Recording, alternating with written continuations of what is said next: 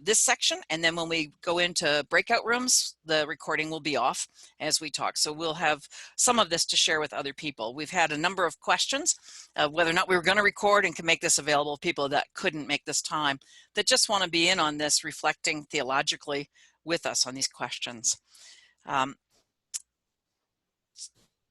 I think I'm also still, no, I think it's over to you, Karma, right, for the purpose and intent. Let me go, I missed a couple of other housekeeping things. I'm so excited. I'm jumping the gun here on some things. So look again at the toolbar that you have on the bottom. And for some of you, it won't appear unless you put your cursor down at the bottom. And if you look at manage participants, if you pop that up, you'll see that there's a yes, a no, a go slower, go faster. And then there's some more things like that. If you're just taking a break and you'll be back in a minute, you can click that and it'll let us know. We may use the yes and no a little bit later on, but you can certainly use the go slower, go faster. That if we are talking too fast, as some like myself are tend to do, you can do go slower. And some of us, because we have different languages that are our primary language, if you want to tell us to go slower, we can pass that on to the person that's speaking, okay? The go faster, we're going to use if we seem to be stuck in a rut on one issue and we're chewing on it and it's time, if you're starting to feel like we need to move on, you can say go faster. And that's how we're going to use those buttons. Is that good? Give me a thumbs up if you understand. Okay, so that we can keep moving the conversation along.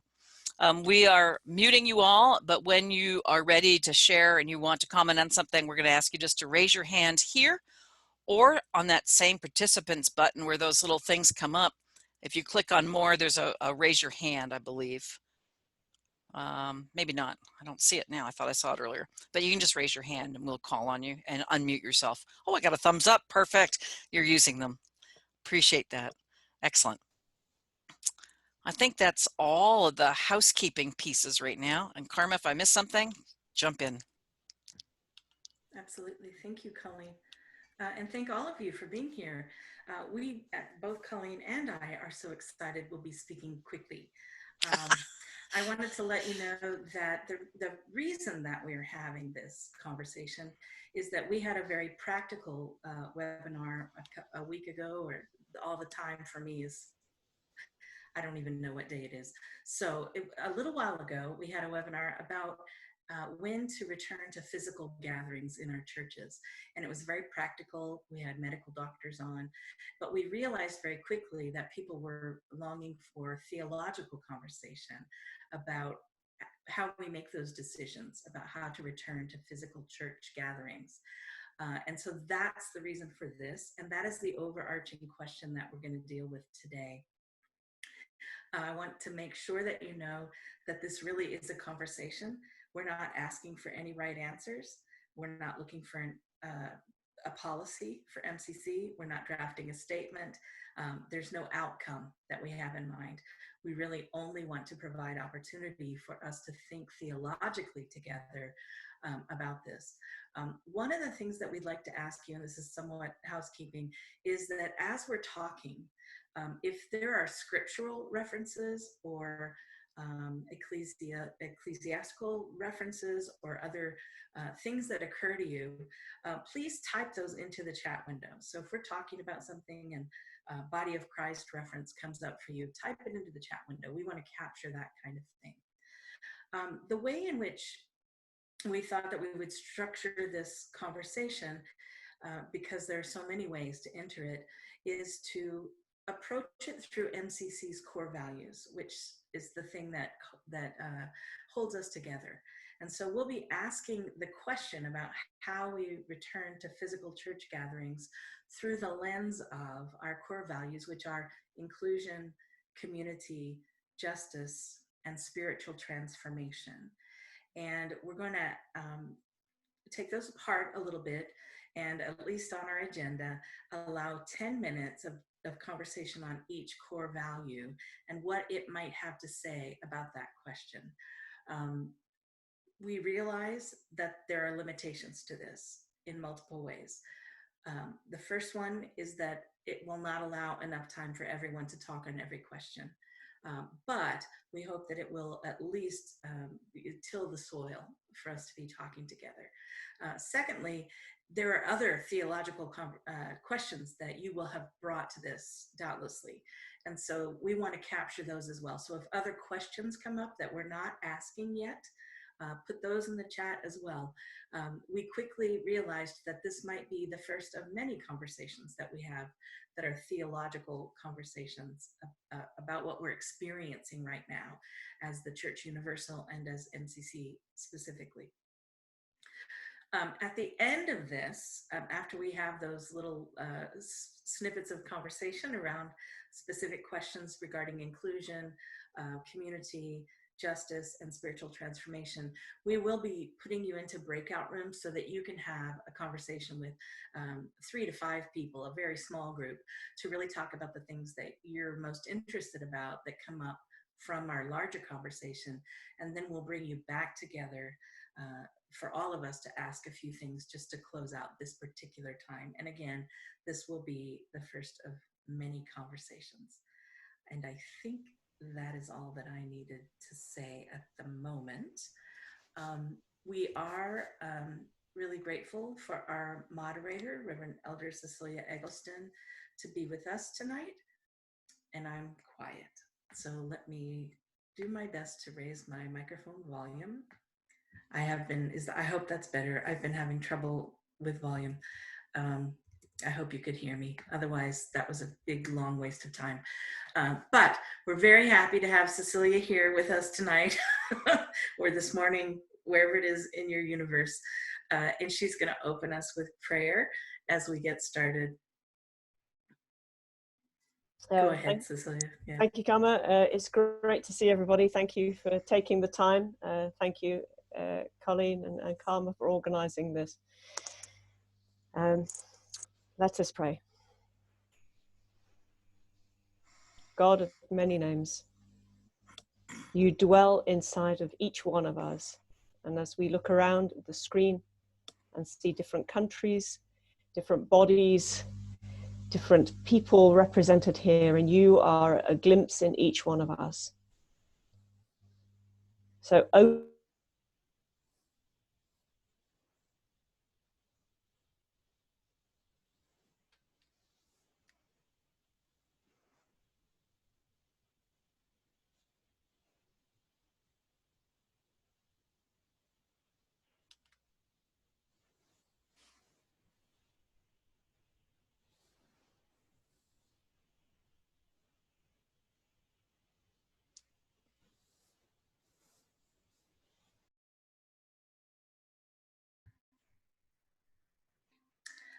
I think it's over to you, Colleen.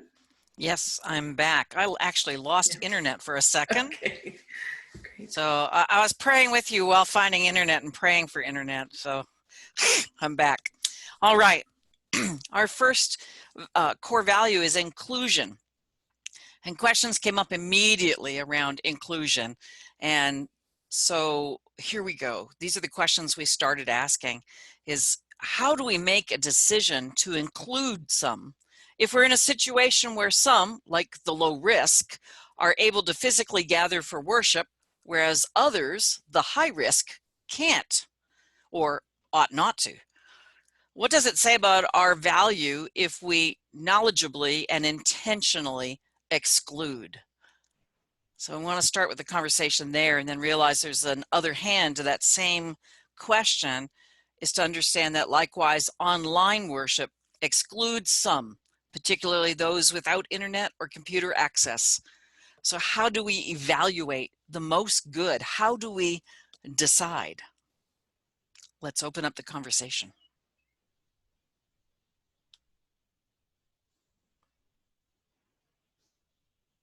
Who would like to chime in?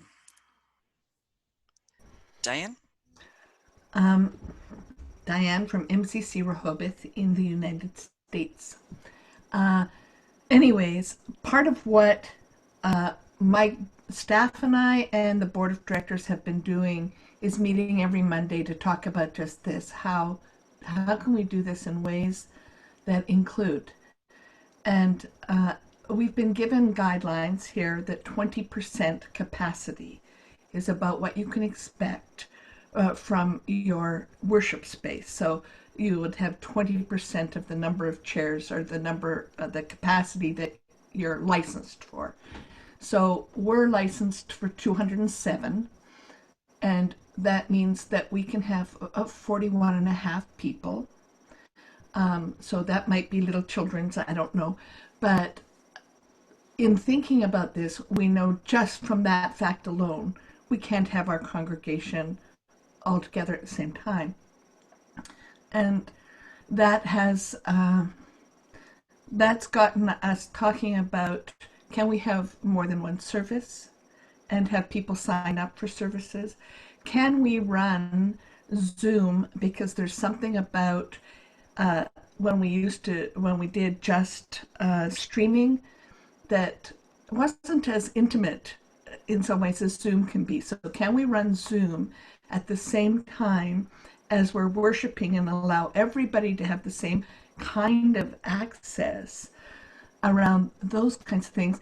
And does our body, the body of us, need to all be in the same place for that to happen?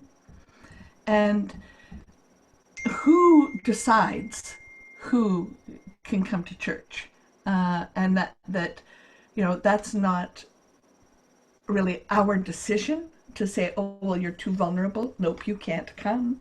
So those are the kinds of things we've been struggling with. And BK, you had your hand up. Yeah, I think, from my perspective, first of all, let me just say that I have an online ministry in a virtual world of Second Life, but I'm also very active in a Reformed Jewish congregation to which I belong here in Boston, and have become the tech resource during this pandemic for putting our services online on Zoom, and really doing some very interesting work for me around that and how to integrate that into a congregation of older people and get them up and running and comfortable and so forth and so on. So be aware that I'm speaking in that capacity at this point. I think that this is a both and, in that, just as Diane said, our congregation is no longer going to tolerate not having some kind of streaming option. It's a fascinating thing that's happened in a very short period of time, that we went from people who would not have tolerated a discussion about streaming and the necessity for it, 6 or 7 weeks ago. Now, I guarantee you, if we could go back full time, they're going to demand that we have a hybrid. So I've done a lot of study and a lot of writing on this topic as far back as 2006 and as recently as 2012. And this pandemic has just given me a laboratory to now work out all the theory that we had about hybridization. Most of us, I think, have had some kind of hybrid experience where we met together at some point face to face, and then had some other interactions on Zoom or other media like this. And I think we're going to have to do that with our congregations as well. So I don't think it's an either or at all. I think it really is a both and. Thank you. Thanks. And I want to urge us, I see you, Axel. I want to urge us to get into the whys too, and what's the theology behind it as well. So Axel, you had your hand up. I totally agree with BK, by the way. Thank you for saying that we are in this both and the same experience. We have the same experience here, that suddenly we broaden very much. For me, this is a theological question, because we can see church in several different ways. One is that church just is. It's the mystical body, it's the body of Christ, it's the church invisible, or the larger body as the MCC or something like that. Or the other way is to see church happens where people gather around word and sacrament or around Christ. And the traditional way was that we really gathered in one place in one time, because it's and now suddenly this is scattered.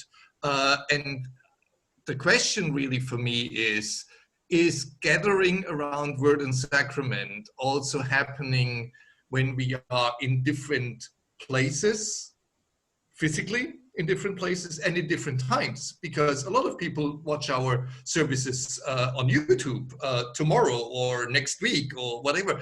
Are they in the same community? And for me, that would be, in my mind, is a shift from looking, the old way is looking as a pastor to the people in the pew. Of course, those are gathered are those who are present while I'm administering the sacrament and the word. Perhaps you can turn it around and see that community on that level exists, where people approach the word and the sacrament whenever, wherever they are. And it is already a reality, but perhaps we need to do that paradigm shift, that theological paradigm shift on who creates community. Is it the pastor gathering the flock around, or is it the flock that is wherever the flock is? That's a great question. Perhaps we'll return to that again under community or in your small groups. So think about that same question in terms of inclusion. Who's in, who's out, who's deciding? Does the technology, does the timing, does the location end up determining who's in and who's out? And how does this reflect on our current value of inclusion? Someone else.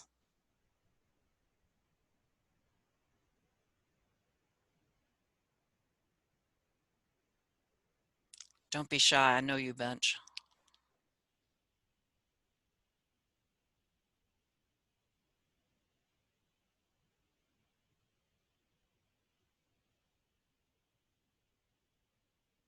This is Mel. Can you hear me okay? You have to be louder. Speak up if you can. I can. This is Mel. I wanted to just lift up that perhaps this is a time to challenge our core value of inclusion, not to limit it, but to shift its focus. When we are including, we're drawing things into something that already exists. And I think for a long time that was very valid for us. This has caused many of our churches to expand. And instead of drawing additional things into something that would be the beginning norm, perhaps this is the opportunity for our church everywhere to begin thinking about ministry as expansive instead of inclusive, so that we are constantly in that outward facing ministry that, I don't know, it could benefit us. It's a great point. Someone else? Yeah, Ines Paul? Yeah, thank you, Mel. I feel encouraged now. I would go even a step further. I think the idea of church as a home or as a place where to be is still strange to me. I never have one place to be. It's not like, I think for people of like diverse races or of the ethnics or of diverse genders, there is not one place that is my place. And if there is still a place that can define inclusion or exclusion or enhancement, there's still a center. I've never felt a center. And now I have many different centers when people gather at different places. To me, that's a very interesting experience. What is the center? Where is the body of Christ? It's not in the middle. There's not one place that we can gather or we can enhance, I think. There's something in there. Yeah. These questions certainly do have overlap, don't they? From the value of inclusion and challenging that to this value of community, even as Axel's already referenced it, and so has everyone as they've described, the issues here. So the questions that we were starting with, we invite your comment and further questions on community. How has our understanding of community and what creates or builds community changed during this pandemic?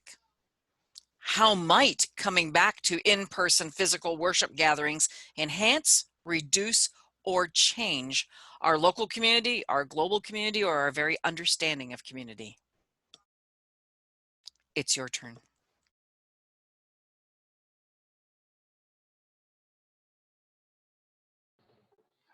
This is Wes. I'm going to pick up just for a quick second on the last thought and transition to the new one. So I think that there's an interesting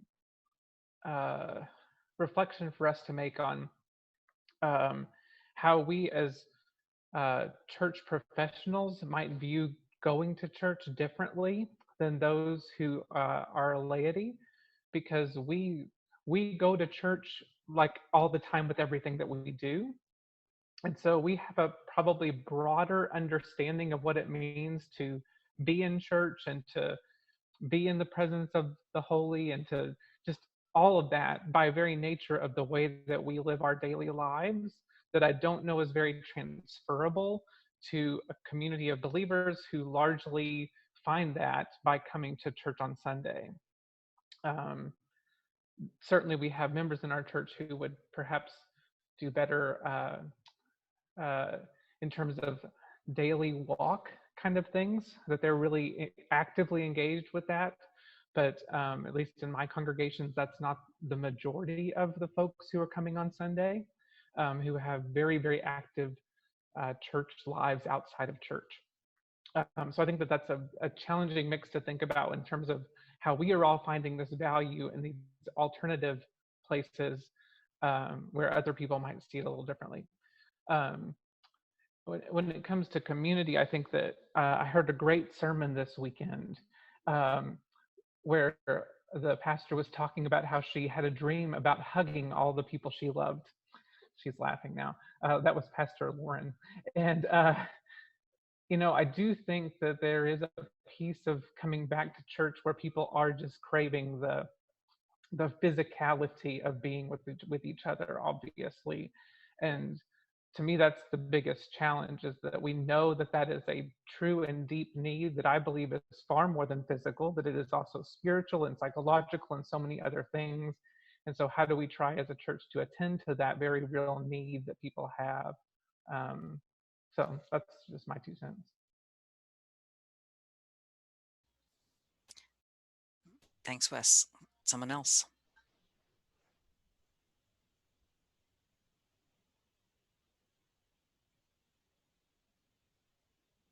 I know I've been conscious of the people in our congregations that weren't able to gather physically and have been watching the streaming services all prior to this, who were watching it passively and didn't feel part of the community. They were observing from outside, and this kind of transition, they feel part of it and participating, and yeah, back to the inclusion, but they feel more part of the community though too. Other thoughts about how the community might change or enhance? I see 2 hands.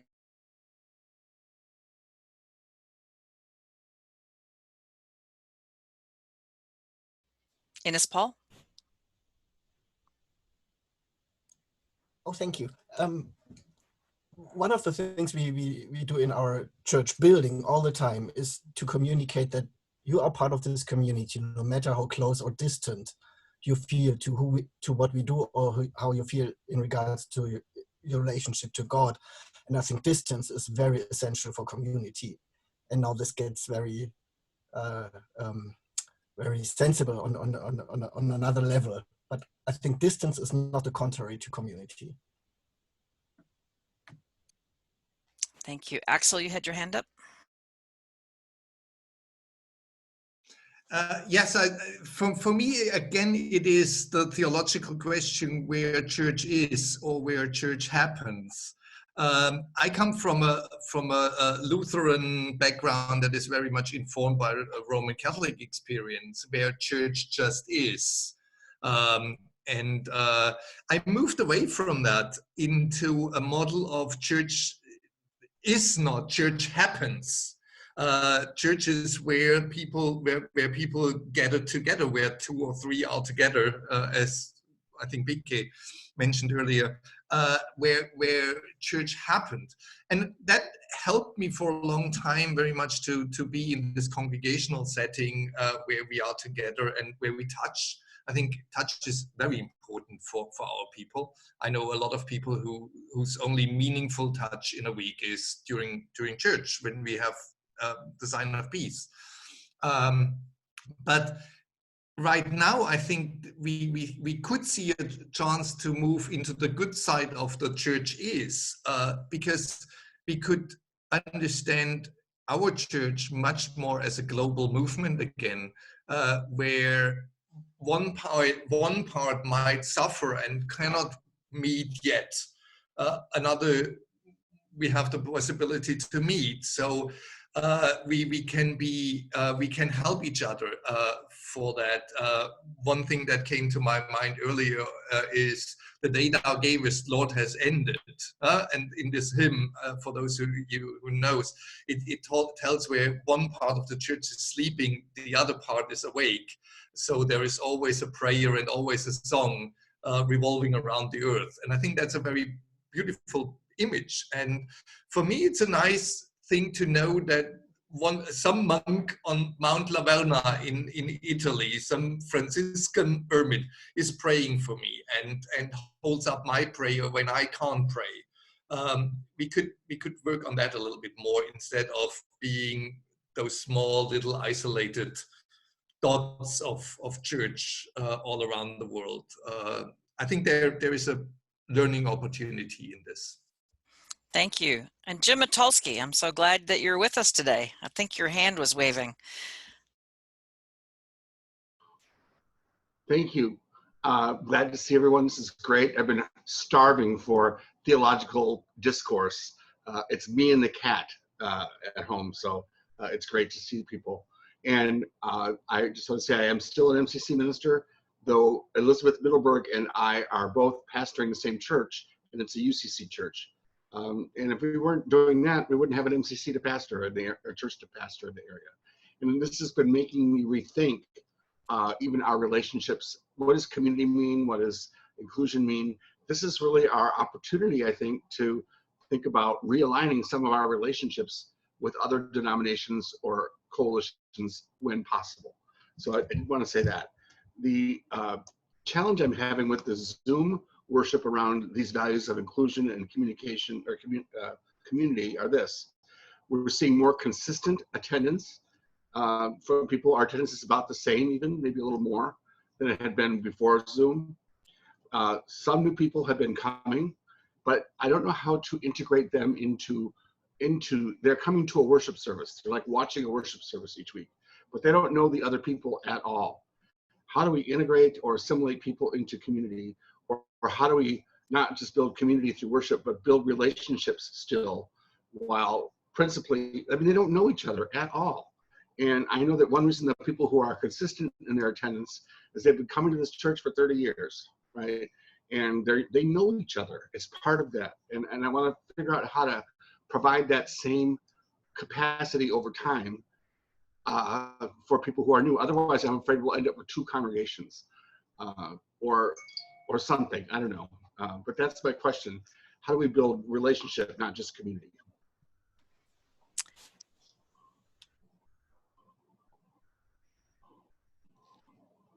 I want to jump in there. I'm Kenny from Richmond, Virginia, and the UCC church pastor 4 blocks from MCC Richmond all of a sudden left, and that congregation was floundering and all that. And they heard about MCC Richmond doing virtual church and asked us if they could tap into what we were doing. And so within a 3-week period, 35 of their folks have started to participate in the small groups that MCC Richmond offers through Zoom. And one of the things that is so astounding about that we're noticing is that it's the commonality that people have for a longing for a faith community that talks the same language, but maybe doesn't have specific language for things like communion and sacred text. They're used to gospel and we use sacred text. So we're learning about each other in a very intimate, wonderful way. And that is changing the landscape of the way that we're seeing the possibility of much more rich worship where people are connected because of the common themes of wanting to do ministry and needing to be connected in ways that we never imagined before. So I think it is possible to realign ourselves theologically and personally, but to be intentional about it, to welcome others, just like we would welcome anybody else to our church. Imagine that 35 people are now participating just because their pastor left. You know, it's a gift. Thanks. And we learn. So I still I'm hearing that there may be a need for another Zoom conversation about some how-to, some practicals. So it's interesting that in the practical we were hearing theological reflection. I'm hearing still theological reflection today, and how do we do this? They're both questions are coexisting. Well, as we move into the next core value, justice, I ask you to think about these questions.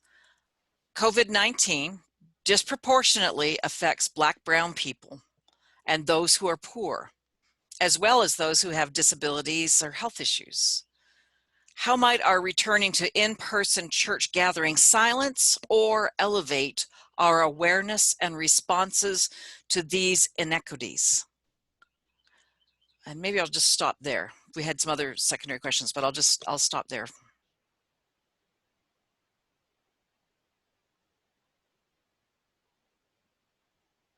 So the justice questions. How would returning to in-person worship cause us to include, address, or forget, exclude these concerns?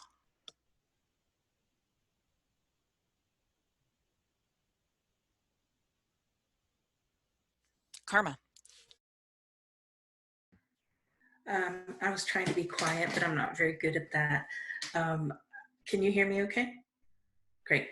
So it is a justice issue, but it's related to all of our other core values. If we decide to come back to a physical gathering and the most affected people are the poor, the elderly, those with health issues, and Black and brown people, then our conversation that we have in that physical gathering leaves out marginalized voices that are so essential for us to be who we are. And so that's a concern that I don't think I have not heard other people talking about as much. And so even if those marginalized people say, it's okay, we realize we have compounded health issues, we have other reasons not to be there, go ahead and do it. That's one thing, but are we okay with them being excluded? Are we still us? Are we still the church? Are we still a justice-oriented group if we knowingly, even if they give us permission, don't include those people in our physical gatherings? And that question haunts me a little bit.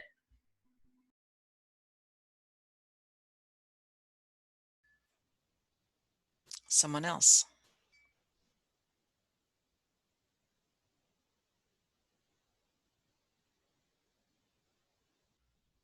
Diane? I get it to thinking all this. It's like if we can make the physical space not the most important way we connect, one of the ways we connect. If we see it as only physical presence, I think that we exclude a lot of people. And I think if we can, again, this whole idea of a hybrid, if we can value physical space as much as we value connecting online, as much as we value connecting outside in a park, as much as we value other creative ways of gathering, if we can do that, then I believe that we can be looking at this as an including way of welcoming everyone from wherever they are. But we have to work to ensure that we value all of that equally, that not that it isn't just valuable to those who are physically together. And part of it for me is that whole thing of how do we do that where everybody can see each other and have some kind of a connection. I've loved this Zoom stuff. It's been good for us. And it's allowed people who have been really physically challenged to participate in ways they didn't think they ever could. Because getting up, we might be accessible, but getting up is exhausting for them, or, there's all that kind of stuff. So I'm loving it. Thank you. I've got Cecilia and Marcia. So Cecilia? A whole unmute thing. Well,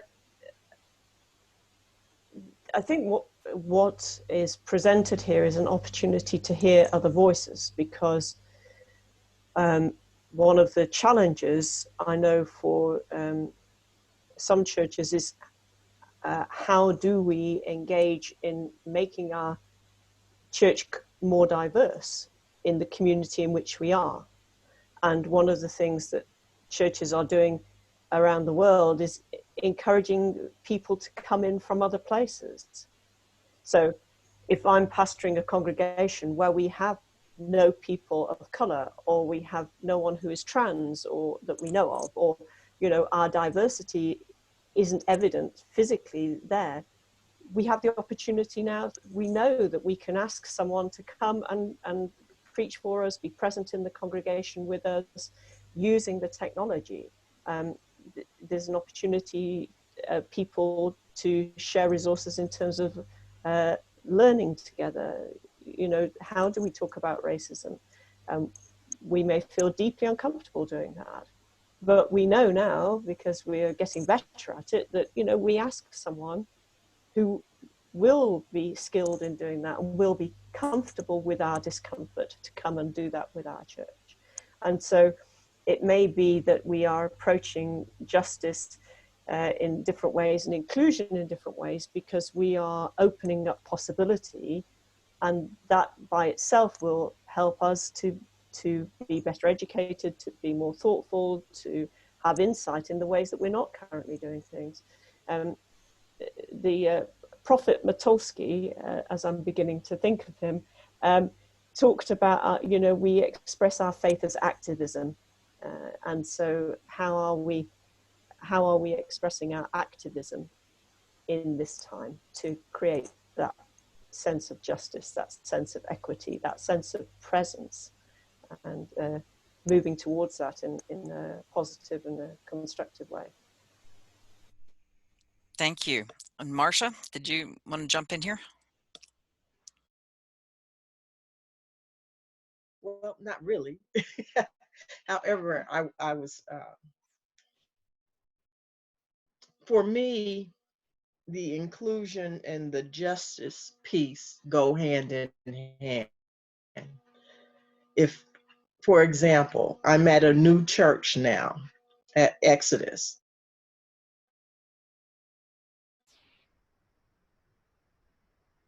and I said, why did you choose me? And I got a very frank answer about that. They chose me because I am Black. And I said, well, what does that have to do with what you're thinking about, the congregation?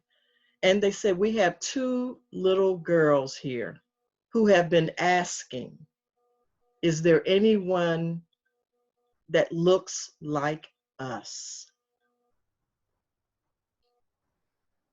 And that broke my heart, because I think about MCC and what we say we want to do. And we can have all the discussion we want, but the reality is we don't do it. And so that's what I've been thinking about, listening to everyone, talking about how do we include people online? Well, if you don't include them in your church in the first place, they're not going to be included online. So Karma, you are correct. We're not doing what we say we want to do in the world. And I hope that we're not just giving lip service and just to hear ourselves talk about how we feel. What is our theology? So that's all I was thinking. That's my comment. Thanks, Marcia. Appreciate it.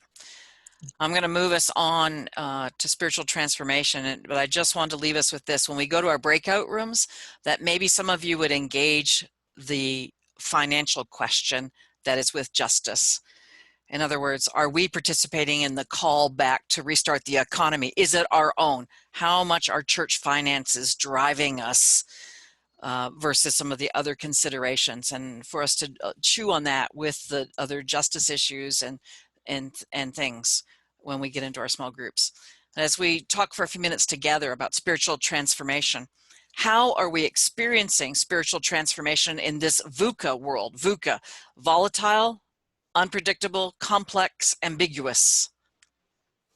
How might our spiritual transformation during this time truly change our experience of church, including worship? Or will we simply return to church and what was?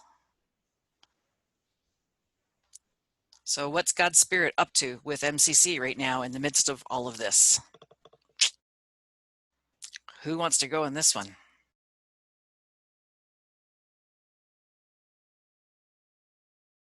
Anna. Sure. Thank you, Reverend Colleen and Reverend Karma, for putting this together, this happening. I'm really excited about this. I was invited to write an essay about the coronavirus, and I was going to do a theology of the presence, and that completely changed my ideas, because now I'm working on what I'm calling a cyborg theology, because this time that we are living, it's really interesting. So when you give us the core values to work through it, I needed a principle that would guide my thoughts through it. And everybody who talks to me know that as we are thinking about the 50 years of liberation theology, I cannot go without it. So having the idea of the preferential option for the poor, which I call here the vulnerable, what would be how we could address those topics. So when it comes about a spiritual transformation, my principle is I'm calling here the principle of the margin. So where is the margin? What is the margin? Who is at the margin? How we reach the margin? And so I had to find a biblical way to understand this better. And what came to my mind was the ideas of the refugee cities. Make sense? Yes. Refugee cities as this virtual place right now that we are experiencing. So last night, Nancy and I, we went through the Zoom that you have done about the returning to church. And what was coming to me is like more questions than answers, of course. Are we open to learn everything that we can be learned in this isolation time? Or are we just rushing for coming back to church and not really going through what VUCA explains to us about the pathway?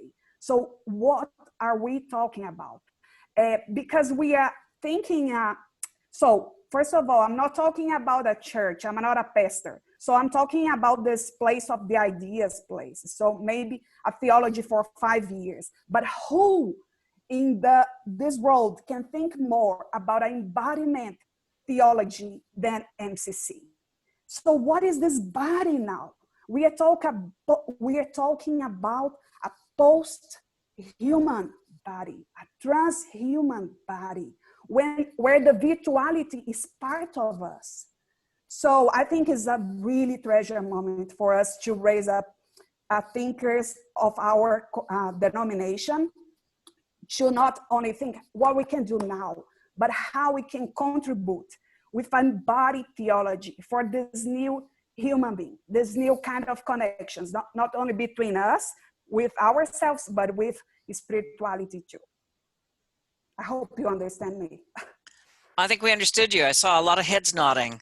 I think you really named some things there for us too. And I could see people's minds connecting and some overlap to when we talked earlier about absence of touch. And yet, even if people come back to in-person gatherings and we're not supposed to touch each other, how do we express this embodied theology and human connection and the cyborg embodied? That's powerful. Someone else.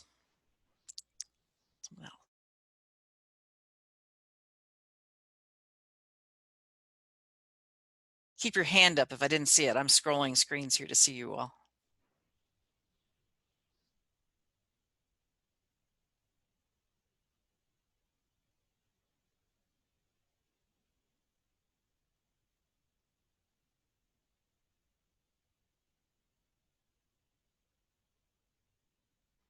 Quiet. Oh, there's, okay, Axel.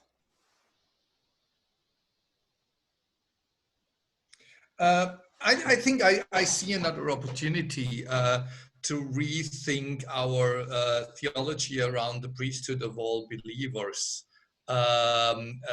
What we see here in Stuttgart is very much that with different channels on YouTube and on WhatsApp and on different things which I don't even understand, suddenly people develop their own talents, and they send each other little songs every evening, and suddenly people who've never felt empowered to do this in a live setting are doing this in the security of their homes.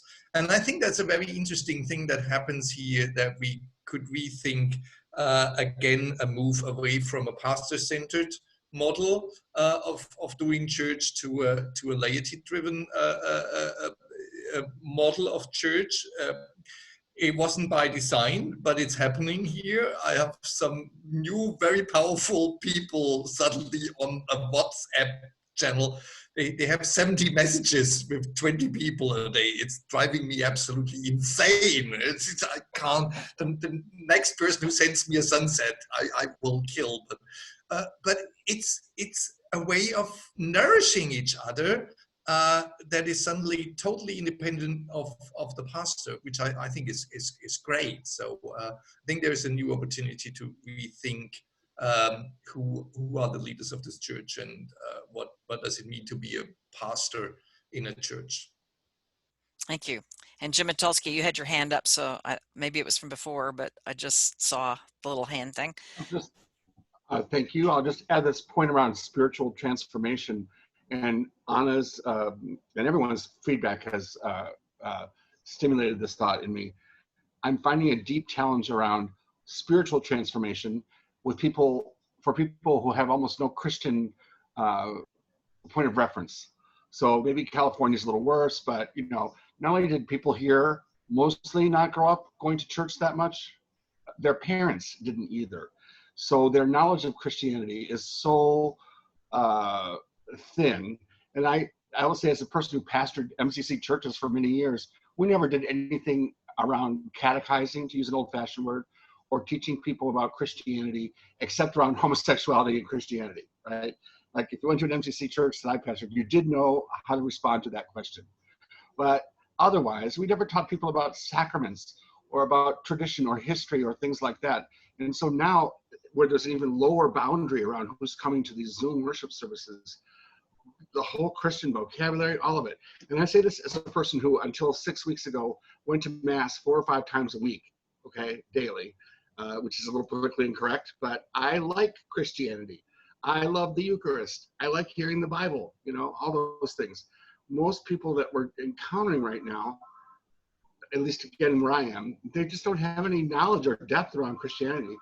They're coming because it seems like that's what you do, but they don't know what it means. And I think this is key to our renovation or our return to church. How can we integrate knowledge and education, catechesis again, with this new community that we're building?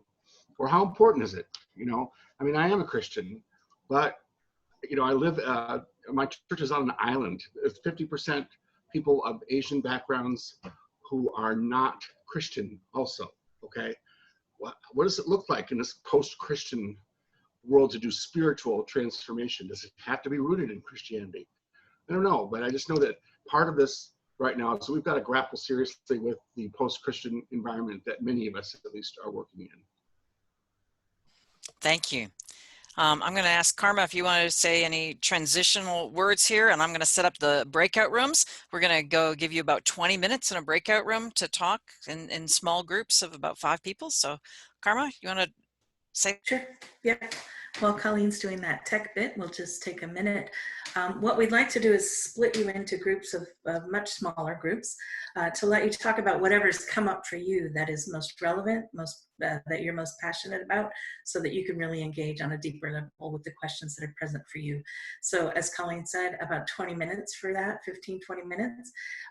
You'll get an invitation on your screen to join a breakout room. Please accept it. And then at the end of that, you'll get a little bit of a countdown that when we bring you back together, and then we'll have some closure questions. But hopefully this conversation has been rich already, but we'll then prime you for deeper conversation in your smaller group.